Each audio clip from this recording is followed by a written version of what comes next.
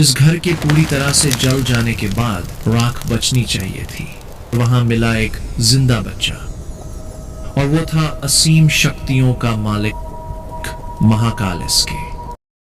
एक गांव शिवनगर, जिसका नाम तक भारत के नक्शे में नहीं था। यहाँ के लोग भगवान शिव के बहुत बड़े भक्त थे और शिव जी के नाम पर ही इस गांव का नाम पड़ा था शिवनगर। वहां पर एक बच्चा जन्मा था जो लगभग 7 महीने का हो चुका था, जिसका नाम सत्येंद्र कुमार रखा गया था। उसके माता पिता गरीब थे लेकिन फिर भी खुश रहते थे, लेकिन उन्हें नहीं पता था कि उनका ये बच्चा साधारण नहीं है। एक रात काफी तेज आंधी के साथ साथ बारिश हो रही थी और बिजली बार बार आसमान में जोरों से चमक रही थी। वो बच्चा अपनी माँ की उंगली को पकड़कर खेल रहा था।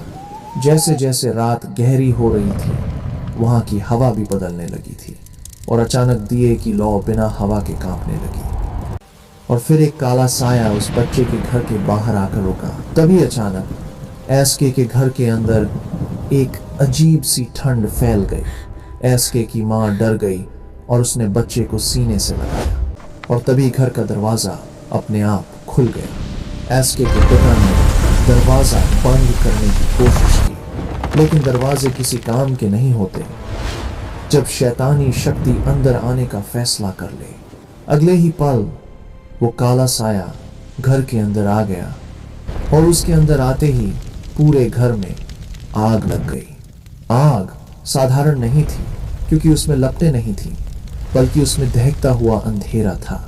पिता ने बच्चे को बचाने की कोशिश की मगर नाकाम रहा। लोगों ने पानी डालकर आग बुझाने की कोशिश की, लेकिन जैसे ही वो पानी डालते आग और तेज हो जाती और फिर सब कुछ जलकर खाक हो गया। और फिर सुबह जब लोगों ने देखा तो वहां सिर्फ राख बची थी और उस राख के बीच में एक बच्चा, और वो भी जिंदा। बस उसकी आंखें खुली थीं और वो बिना रोए आसमान को देख रहा था। और यहीं से शुरू हुआ उस बच्चे का दूसरा जन्म। और फिर वक्त बीतता गया और वो बच्चा गलियों में पलने लगा, सड़कों पर सोने लगा, कभी मंदिर की सीढ़ियों पर और कभी श्मशान के पास, जहां बच्चे तो क्या बड़े भी जाने से डरते थे। लोग कहते थे ये लड़का अजीब है,